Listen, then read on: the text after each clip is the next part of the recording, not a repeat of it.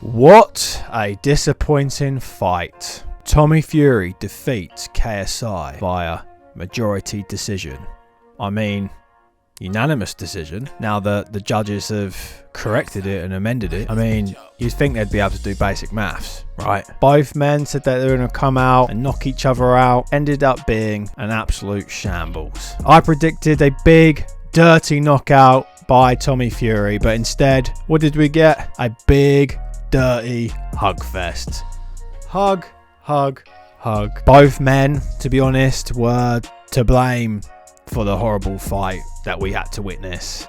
I mean, it takes two to tango, and boy, was it one flat tango. So yeah, I mean, for those of you that haven't watched much boxing, this sort of fight at this sort of level is to be expected. When you have two novices going in there to win, they normally try and keep things at range, but when things fall in to sort of close range, it's almost become like a habit to clinch because you panic and you don't want to do any inside work because you're afraid of getting knocked out and you're not just quite used to it. That's why we saw this scrappy affair. It isn't just KSI versus Tommy Fury that produces these sort of fights. You see it time and time again in boxing, at all sorts of levels, amateur and pro, and a lot of these fights, especially when there's high stakes, just end up becoming an absolute snooze fest. The two fights that were meant to headline the prime card were tragic, awful. Yeah, they just didn't really represent the show as well as they could. Whereas you have fighters like Dean the Great, Walled Sharks, and Slim and Salt Pappy putting on a spectacle. That Dean the Great and Walled Sharks fight, oh boy, that was something else. Thoroughly entertaining throughout, back and forth. Don't get me wrong, it's one-sided. Dean the Great absolutely demolished Walled Sharks this time, but Walled Sharks had his moments, and it was just edge of your seat kind of stuff. It was spectacular. I really did enjoy that fight. So props to both men. They should have been the main event. So what did I think of it? What did I think of this so-called controversial decision? Well, let's get into the term robbery. Robbery, robbery, robbery. Watch out for your houses, boys and girls. A robbery. No, it wasn't a robbery. Too many people shout robbery in boxing whenever there is a close fight on the cards. A robbery is when one man clearly wins the fight and then the other guy gets given the nod. That's a robbery. In this case, it was a close fight. I think, to be honest, this term is overused in boxing, and it's normally because you have one favourable person that you really, really, really want to win, and when they don't win, you see all the good in them during the fight. But when the opposing guy who gets the decision gets the nod, then people obviously shout robbery because everything that they did good in that fight is then not appreciated. It's not seen. You literally just fixating on that one person and what they did well in comparison to the other person and what they did well. You just see all the bad from them and all the good from the guy that you wanted to win. The fact that we're, all debating this, having to watch the fight back, reanalyze it, just goes to show that this fight was super close. Like, it could have gone to either man. Tommy was meant to win this fight. He's the professional boxer. He let the boxing world down in some respects. Everybody thought that Tommy Fury was going to wipe out KSI and knock him out. No one expected this rough and rugged affair. They all just saw one victory.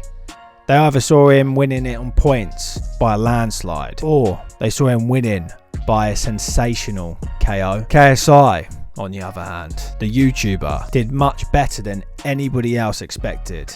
He should have lost, got flatlined. But what did he do? He took a professional boxer the distance. One of the Furies. He should be proud of himself for that. Now, who do I think deserved the decision? Tommy Fury, I believe, was up against two men that night. KSI and the referee. I just do not feel that point deduction so early on was warranted, especially without a warning. There was no formal warning as far as I could tell, and it did look like to me that the referee was more favourable in KSI. KSI did the exact same thing, if not more. He was hitting Tommy Fury at the back of the head. He was initiating a lot of the clinching, and he didn't even get told off for it. There was no warnings regarding that. He was plain sailing, and I felt like Tommy Fury almost kind of had to watch what he was doing. Again though, I'm not saying that KSI was the only guy doing the clinching and the clinch work and stuff like that. No, that's not the case. It takes two to tango, as I said earlier. Personally though, I'm going to be honest, despite the poor performance from Tommy Fury, I do think he edged it. KSI, after round 2, I thought he was winning the fight. I actually scored it 20-17. That does include the point deduction. So I did give the first 2 to KSI. I just felt like he was more aggressive. He was landed the better eye-catching shots. We saw some nice overhand rights, some good body clinch work, and yeah, nice little body shot with the jab. I thought after those 2 rounds, I thought Tommy Fury took over. I just thought he was the aggressor. He was landing the better eye-catching shots, just little short hooks in the inside, and he was landing some nice shots on the outside as well. Whereas KSI was just doing a lot of clinch work, and don't get me wrong, those are scoring punches, but when you're looking at the art of boxing, and if you're just trying to see it from, say, a boxing judge's perspective, you're not going to really like the clinch work as much as obviously you're moving around, your jabs, your little short hooks on the inside before the clinch, or a little uppercut, and Tommy Fury was doing that in spurts. It wasn't most evident. You really have to look out for those shots on video, but he definitely was landing those. So yeah, that took my score total overall. So I gave KSI obviously the first 2 rounds, so that's 20-17. That's also minus the point deduction, and then the last 4 rounds I gave to Tommy Fury, so that brings the score total to 57-56, just like all the other judges on the panel. But yeah, I mean, obviously not everyone's going to agree with me, but one thing I would suggest is please go back, watch the fight, but make sure you watch it with the sound off. Sometimes the commentators have a bit of bias and kind of lead you to believe one guy won. So what I would suggest is turning the sound off, watch each guy separately and see what shots are landed. Please don't obviously fixate on one person. Watch both of them individually and see what you then make of it and what your outcome is. Boxing is a subjective sport. It all just depends on what you like. They probably preferred Tommy's outside work in comparison to KSI's inside work in the clinch. It was a tough fight to watch. I mean, a real tough fight to watch.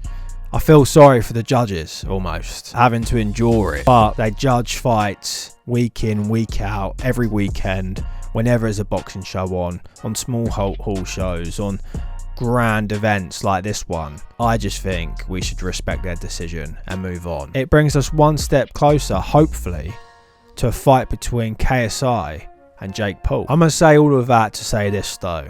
Would I have argued if it was a draw? No. Most certainly not. It was a close fight and there was not an awful lot going on in each of the rounds. Would I have argued if KSI got the nod? No, definitely not. And if the judges thought he won it, then I'd have respected it.